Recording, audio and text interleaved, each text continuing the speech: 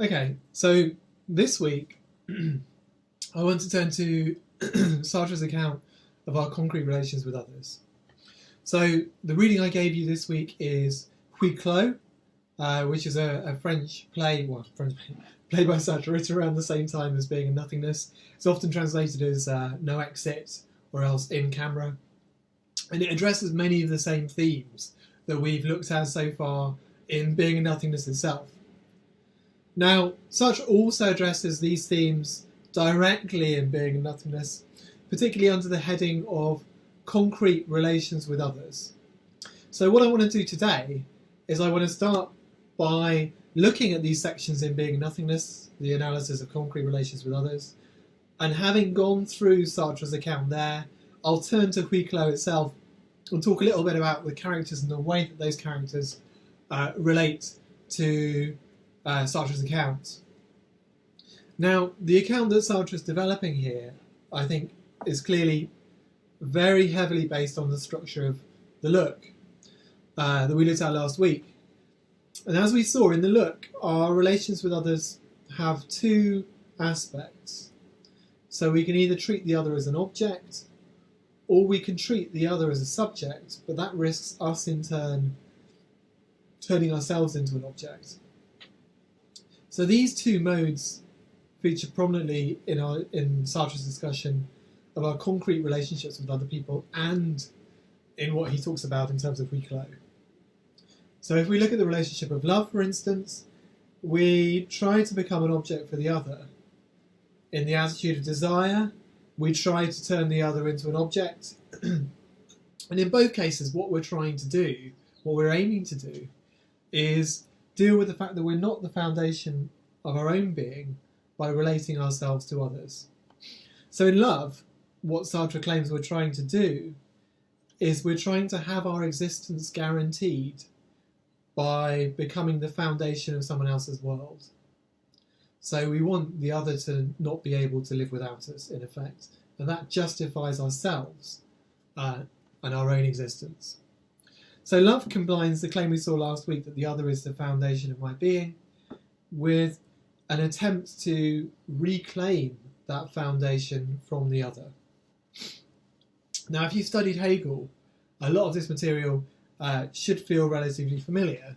So if you look at the master-slave dialectic, for instance, and the dialectic of recognition, Hegel claims that while we're free consciousnesses, on our own, we're unable to develop a determinate vision of the nature of our own freedom.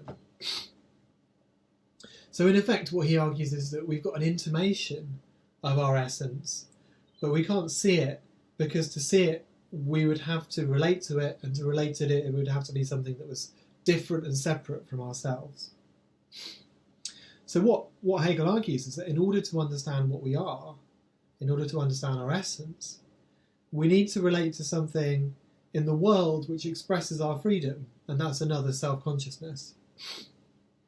So to be what I am, I need to recognise another self-consciousness in the world as exemplifying the same essence as me. But that's not enough, however, because in order to relate to the other as a free individual, the other also needs to recognise me in turn. So in effect, by recognising the other as a free consciousness, I give them the mandate to affirm that my essence is like theirs. So, for Hegel, therefore, the foundation of our self-understanding is a relation to another that's outside of me. And it's a relation that involves both identity and difference. It's a relationship of what Hegel will call a relationship of mutual recognition. Now, as an aside, this dialectic of recognition is a central moment in the history of European philosophy, and it really signals the claim and the break away from the idea of self-understanding we find in Descartes.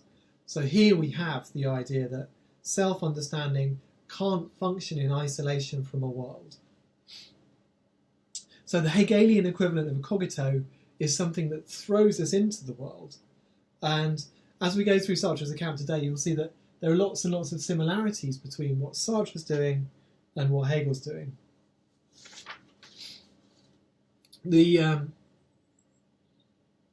difference really is that for Hegel, there's a kind of reciprocity between these two consciousnesses that each recognise the other. Now, for Sartre, what's going to happen is that in order to relate to the other, I either take the subject position and make them an object, or I see myself as an object in relation to them as a subject. Now that means that the kind of mutual recognition that's at the heart of Hegel's account of the subject is impossible.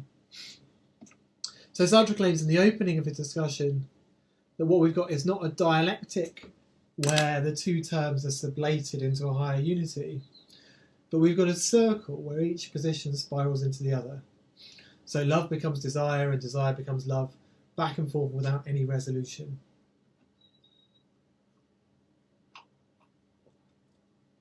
Now, that's one feature that's shared.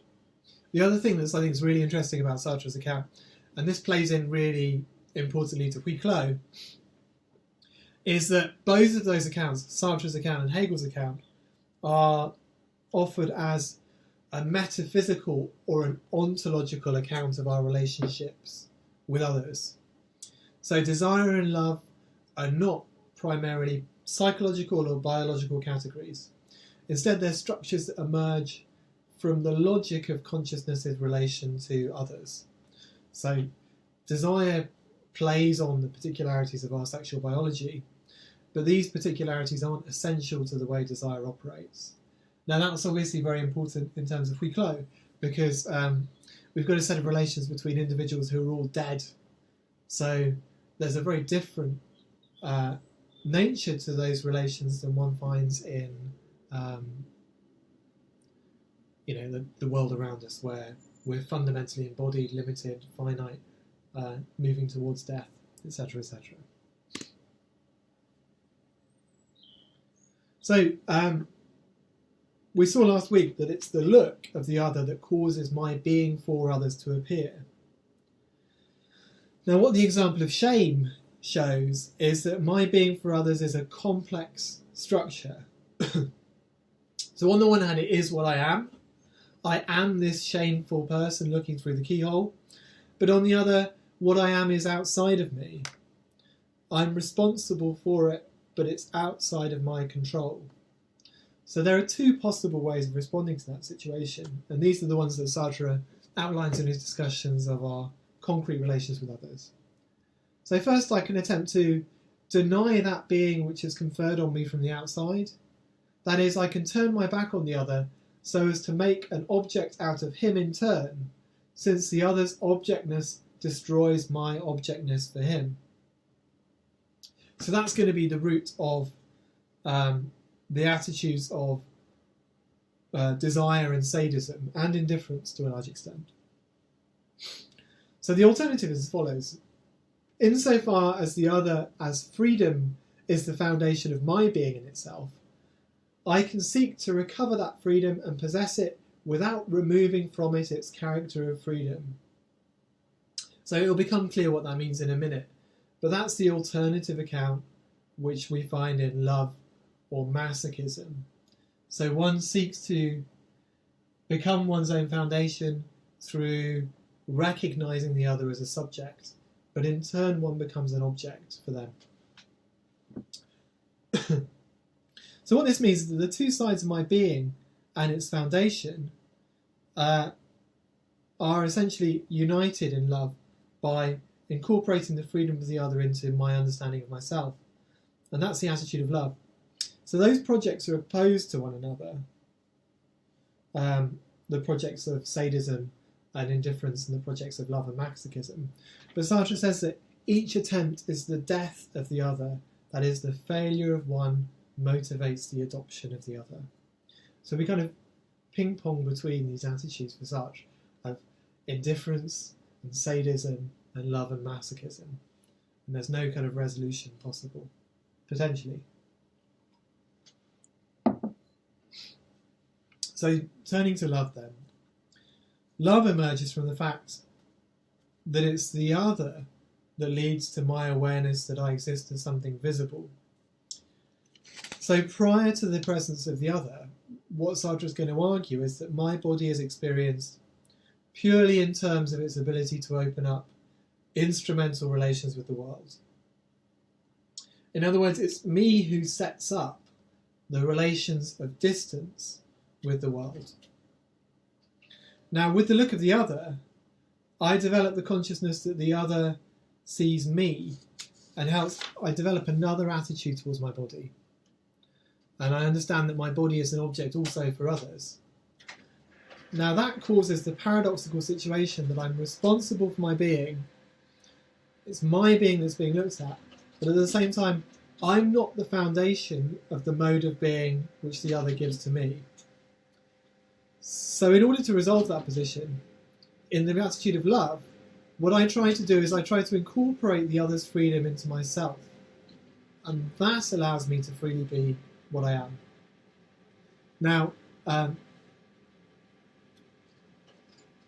there are two caveats to that project. First, as Sartre says, it's not the pure category of the other which I project appropriating to myself. So the other is always a concrete other that I'm trying to use as a foundation for my being. And second, I want to assimilate the other as a subject, as it's her freedom that's important to me. Furthermore, this project can't be one of complete identification with me, as this would mean that the other would disappear. Likewise, it can't be the simple physical possession of the other. So what I want to do in love is possess the other as a subjectivity related to me. So if I can do that, I can take, the other, which is the foundation of my being for others, and incorporate them into myself. So the appropriation of the other that I'm trying to do in the state of love is one in which the freedom of the other is determined to relate to me, but relates to me freely. So I essentially attempt to bring the other into my own system of consciousness, as it were. So I'm trying to think of a good way of putting it. As we saw from the example of shame, the other is the foundation of my being for others. But if I can appropriate their freedom by making me become their beloved, then I take that foundation back and I fall back into control of it. But in order for that to work, I have to appropriate the other as freely choosing me as their beloved. So as Sartre puts it, the man who wants to be loved does not want to possess an automaton. And if we want to humiliate him, we only need to persuade him that his beloved's passion is the result of a psychological determinism. Now, the basic form of this project, I think, is that of Hegel's early work. So here's what Hegel says about love in his very, very early work. He says, love is the miracle through which two become one without, however, completely surpassing the duality. Love goes beyond the categories of objectivity and makes the essence of life actually real by preserving difference within union. So that's the ideal of the project, the kind of the unification of two perspectives, being for others and being for itself within one individual through this structure of recognition. Now, it's interesting to note that Hegel essentially takes the notion of love and redefines it as recognition in the later work. So if you're interested in Hegel, it's interesting to see that reason originates in a notion of love for Hegel, although he ditches that and replaces it with rationality. Okay, so what the beloved wants is to be the occasion rather than the cause of the lover's desire. So he or she wants the lover to freely choose to be determined by the beloved. Now the difficulty is that this is a possibility that's given within the horizon of the lover's projects. So the lover is always free to withdraw their love for the beloved, because that love is seen simply within the nexus of their relations to their various projects. So this nexus of relations which consciousness sets up, these instrumental relations to the world, are essentially for Sartre, and we'll see this in the next couple of weeks, is defined in terms of a fundamental project of the for itself. So the beloved would essentially be seen in terms of my fundamental project as a practical concern that could be taken up and used in relation to that fundamental project. So the beloved tries to escape from this situation by appearing as the limit of the lover's freedom. So the beloved wants to become the fundamental project of the lover herself, thereby becoming the ground for the other's freedom. So Sartre says that the beloved in his acts should sacrifice the traditional morality for her, and is anxious to know whether the beloved would betray his friends for her, would steal for her, would kill for her, etc., etc. So what Sartre's arguing for is the idea that the beloved wants to be seen as the fundamental project of the lover, and in doing so the beloved becomes the meaning of their world. It's that around which all the other meanings are organised. Now the difficulty with this project is that as the beloved is now the foundation of the lover's world, the lover, in order to ground his own existence, requires that he's in turn loved by the beloved. So as Sartre puts it, our objective essence implies the existence of the other, and conversely it is the other's freedom which founds our essence. Now this involves the seduction of the beloved, as the beloved has become the project of the lover. And that seduction for Sartre is a form of fascination, whereby I present the world to the beloved and I try to constitute myself as the necessary intermediary between her and the world. I manifest by my acts infinitely varied examples of my power over the world, money, position, connections, etc., etc. Now, the difficulty with this project is that the project of seduction revolves around giving myself a certain presence for the other. So the idea of fascination requires that the other actively take up my act of willing the other to love me. So it requires the beloved to relate to me not as an object, but rather as subject. So the lover's project is therefore identical with that of the beloved. It's to be recognised by another subjectivity. But the entire project of the beloved relies on the lack of parallelism between the lover and the beloved. So it's the demand for a pure engagement without reciprocity that the beloved is looking for. So it relies on capturing the freedom of the other rather than appropriating them as an object. So the project of love is fundamentally paradoxical, as each one wants the other, as Sartre puts it, to love him, but does not want to take into account the fact that to love is to want to be loved, and thus, by wanting the other to love him, he only wants the other to want to be loved in turn. So what that means is that in order to set up this situation where, I become the ground for the other, I become their fundamental project, I inadvertently set up a situation where, rather than simply being the limit, the other wants me as a subjectivity to recognise them. But that reciprocity doesn't fit well with the idea that in the project of becoming someone's beloved, I seek to be the limit of their freedom rather than enter into a reciprocal relationship with them. So each ends up contemplating the other as a subject, and that leads to two difficulties.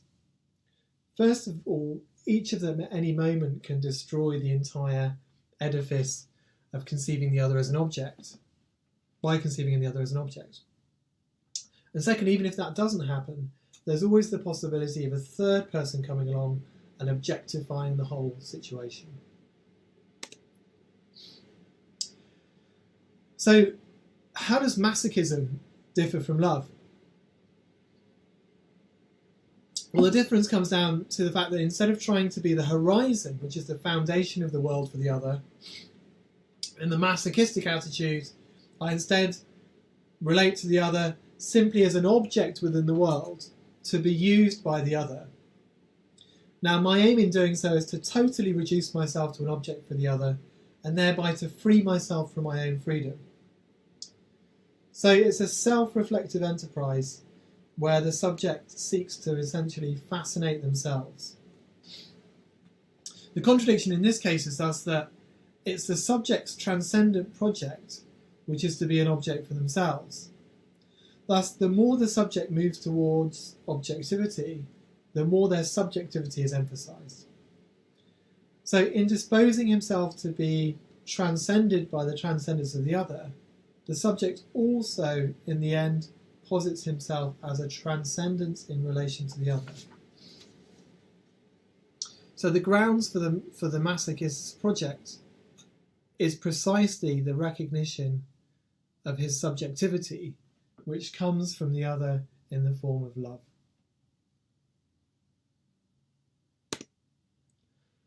Okay, if we don't want to capture the other's freedom as they look at us, if we don't want to try and become justified as a foundation of another's conscious world, we could instead attempt to confront the other consciousness directly and to nullify their look by turning them into an object.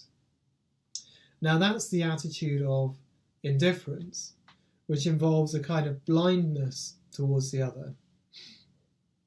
So that's the indifferent attitude that involves seeing the others purely as objects that we can manipulate in any ways we want. So it's the approach we find in, say, behaviouristic psychology. And it's also, if you've read or seen Dangerous Liaisons, that's like a classic case of this attitude of indifference that Sartre is talking about here.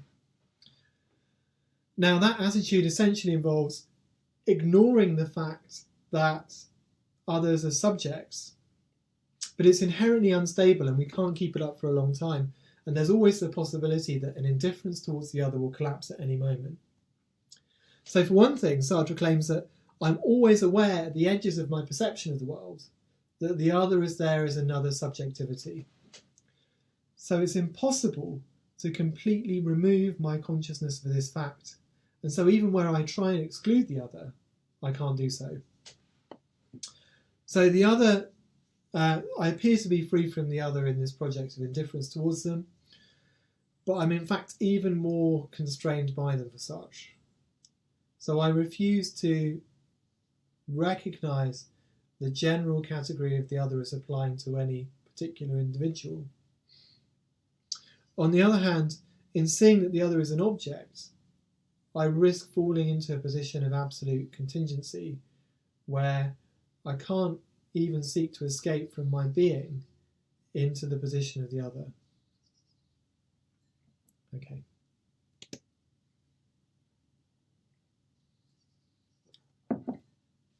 So indifference, therefore, is an attempt to live in a world without the other.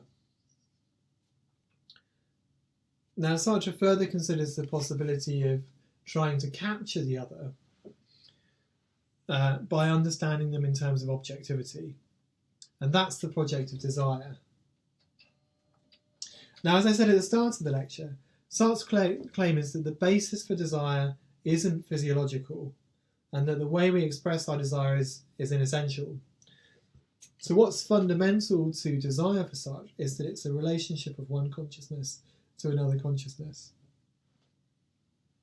Now, the aim of desire for Sartre, and he's primarily talking about sexual desire here, cannot be a feeling of pleasure. So desire simply is not simply a characteristic of the body. And Sartre's claim is that desire, rather than something like hunger, isn't something we simply take up or don't take up.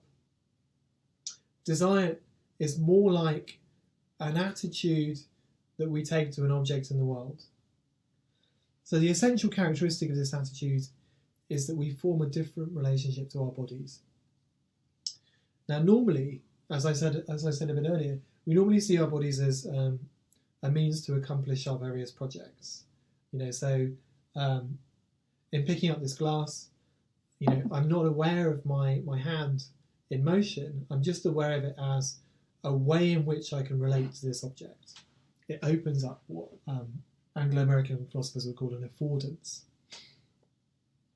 So we're not particularly aware of ourselves as embodied most of the time, but we exist as a kind of projection towards the future that we're attempting to bring about. Now, what happens in desire is there's a kind of heaviness to the body that infects consciousness and prevents it from projecting itself into the future.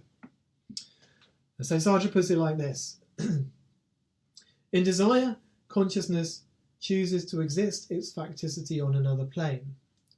It no longer flees it. It attempts to subordinate itself to its own contingency as it apprehends another body, i.e. another contingency, as desirable. In this sense, desire is not only the revelation of the other's body, but the revelation of my own body. And this, not insofar as this body is an instrument or point of view, but insofar as it's a pure facticity. That is, a simple contingent form of the necessity of my contingency. I feel my skin and my muscles and my breath, and I feel them not in order to transcend them towards something as in emotion or appetite, but as a living and inert datum, not simply as the pliable and discrete instrument of my action upon the world, but as a passion by which I'm engaged in the world and in danger in the world. So desire is a project that aims at the other's body, but in the process, it makes me live myself as embodied. Now, so what's the aim of desire, therefore, and what are the consequences of it? Well, Sartre's claim essentially is that in desire, we're trying to capture the freedom of the other by reducing them to being purely a bodily form. So it's an attempt to strip the transcendence of the other. So through the caress, what we're trying to do is we're trying to get the other to freely limit their nature to being a body. So it gives us a point at which to engage with the other's freedom.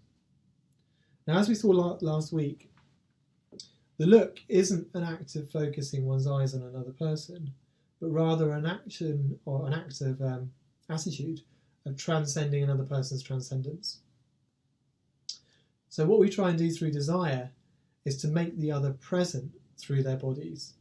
And in doing so, we open up the possibility of capturing them through the look. Now, we can also note that a precondition of a desire is that we ourselves also become present in the world through our bodies. In this way, we in a sense, do what Heidegger would call falling into the midst of the world, rather than actually actively engaging in our projects. And that in itself is an escape from anxiety. In desire, one becomes kind of bodily in a way which means that one's no longer projected towards the future, and insofar as we're not projected towards the future, we're no longer susceptible to anxiety in the same way, because we're no longer orientated towards projects that we can change. Now, ultimately, Sartre thinks, as you can imagine, that desire is ineffective. So the project, he argues, of attempting to seize the other's freedom is clearly a project that we take on. So in trying to capture the other's freedom through our bodies, we're using our body as an instrument. So the aim of desire to be in the midst of the world collapses into a project of seeking pleasure, and the original aim is forgotten. So, in effect, in almost like a Buddhist form, the project of becoming purely bodily and therefore holding no projects and purely being in a state of desire is paradoxical, because to become purely bodily is a project that one takes on, and hence pulls one back from a complete collapse into a state of desire.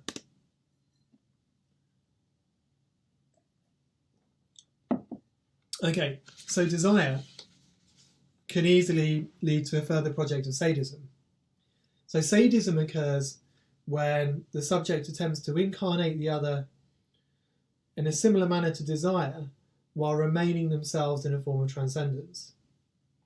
So the sadist operates by noting an equation between gracefulness and transcendence. So for Sartre, grace in effect represents a state where we're focused on our projects and we're kind of in the zone, and our means for achieving them become completely transparent to us.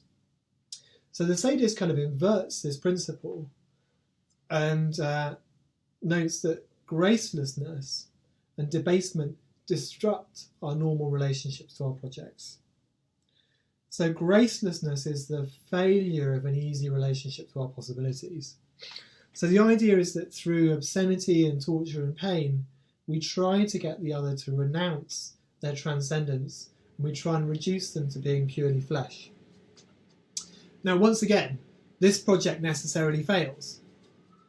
On the one hand, if the sadist is successful, he no longer is dealing with a captured freedom, but with an inert body of flesh. So it's no longer a body that he can relate to according to his project of capturing others' freedom. So the project fails. More fundamentally, I think, the project of sadism is self-contradictory. The sadist can only force the other to become purely bodily by the use of torture and pain. But torture and pain are aspects of the world of the victim. So it's only by assuming that the victim is more than a body, that they have a world in which pain and torture have a certain significance, that the project of the sadist can go underway. So the project of the sadist is self-undermining. In order to inflict pain, we need to treat the other as a subject, even though the object of inflicting pain is to turn them into an object. And that's made clear in the structure of the look.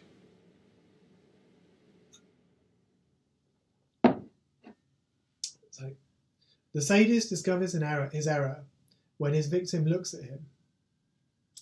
That is, when the sadist experiences the absolute alienation of his being in the other's freedom.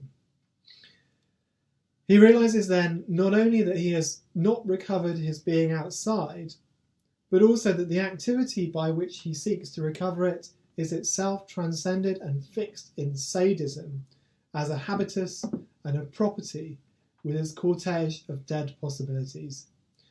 And that this transformation takes place through and for the other whom he wishes to enslave. He discovers then that he cannot act on the other's freedom even by forcing the other to humiliate himself and beg for mercy. For it's precisely in and through the other's absolute freedom that there exists a world in which there are sadism and instruments of torture and 100 pretexts for being humiliated and for forswearing oneself. Okay. So let's turn to Huis Clos now for the rest of the lecture. Now, as you'll have read, PreCloud really presents a vision of hell, but the central claim is that torture isn't meted out by the devil or some intermediary with the devil, but instead emerges naturally from the interrelation of three figures within a room, each requiring from the other what they're unable to give. So as Inez says, it's like a cafeteria where the customers serve themselves.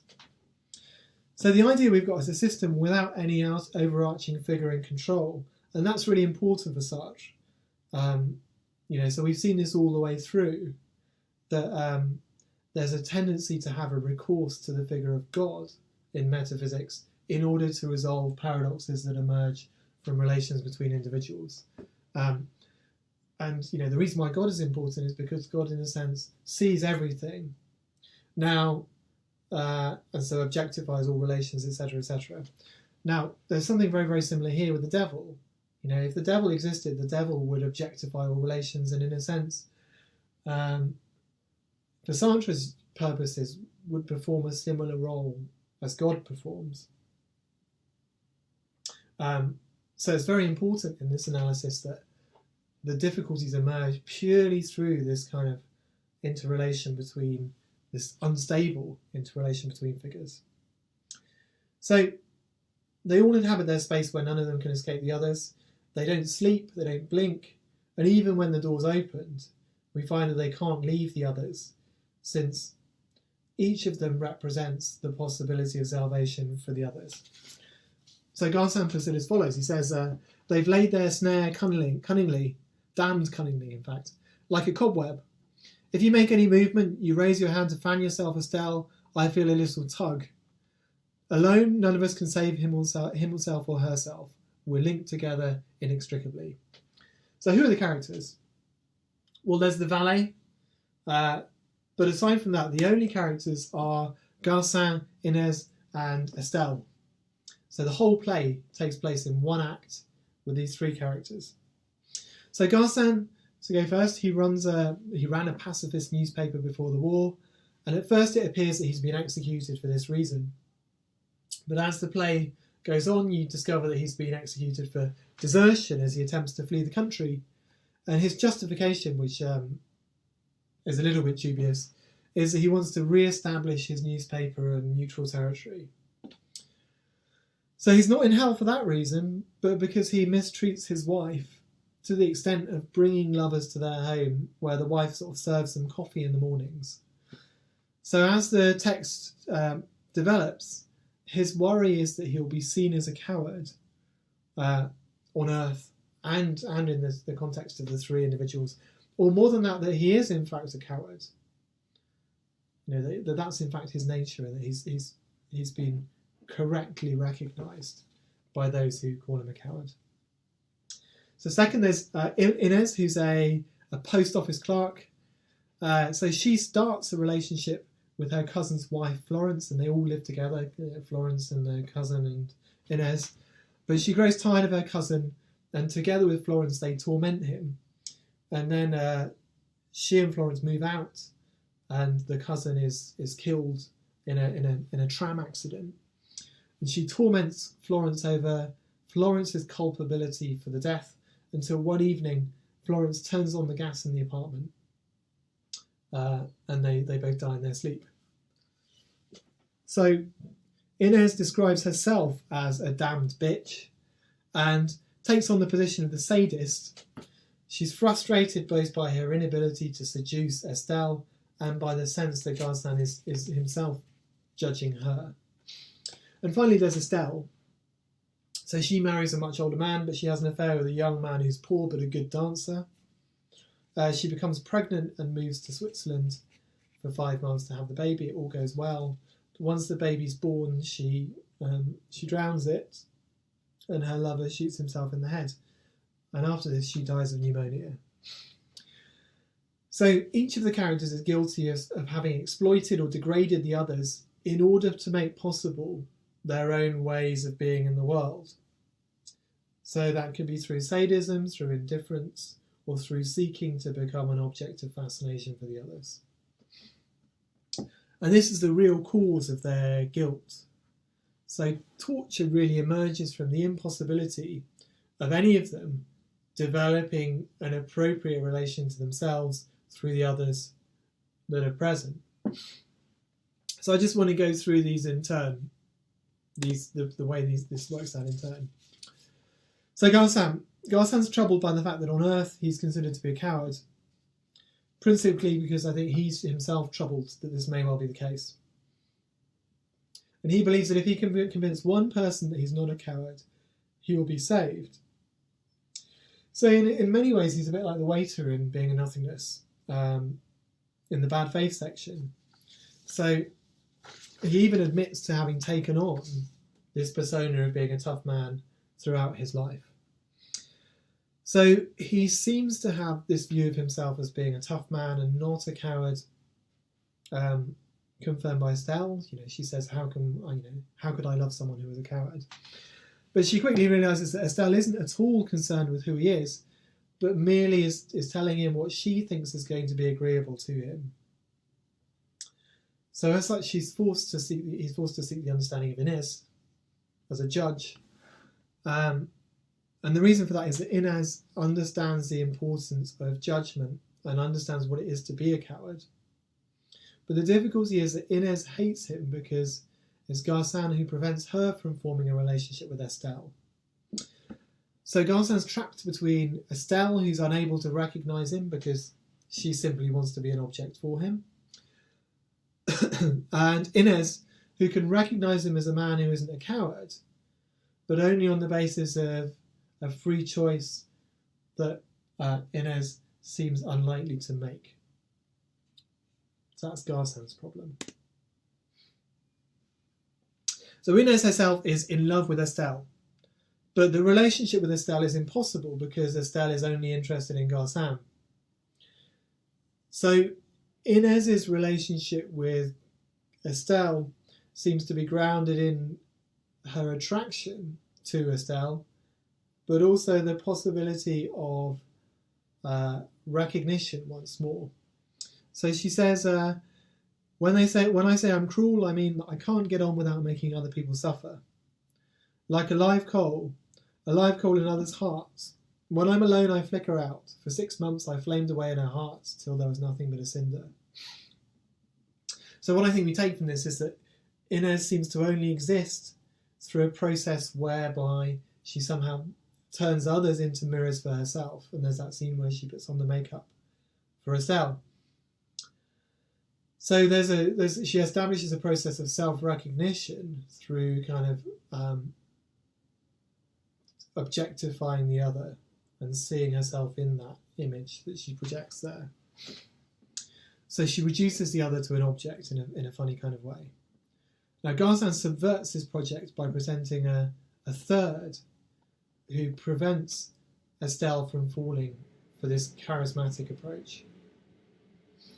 Now finally, Estelle seems to have no real existence aside from her relations with those around her.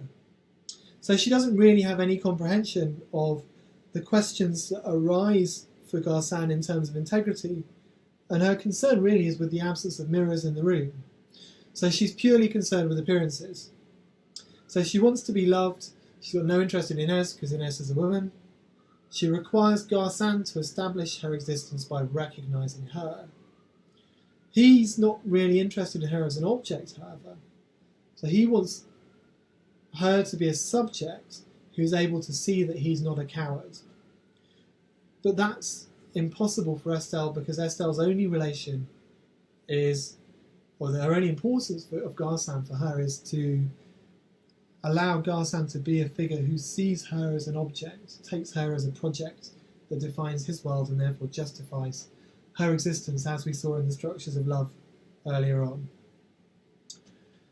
So at the heart of Huis Clos, therefore, is this same kind of dialectic we find in Being and Nothingness between characters who require the others but are unable to resolve their own dialectical issues precisely because of the presence of those others. Now, I think it's also worth noting here that it's not clear, strangely in this text, that there's no possible salvation. So at the end of the text, we have this idea that it may be possible for them to form a way of affecting a new kind of community where each will be recognised, however difficult that is.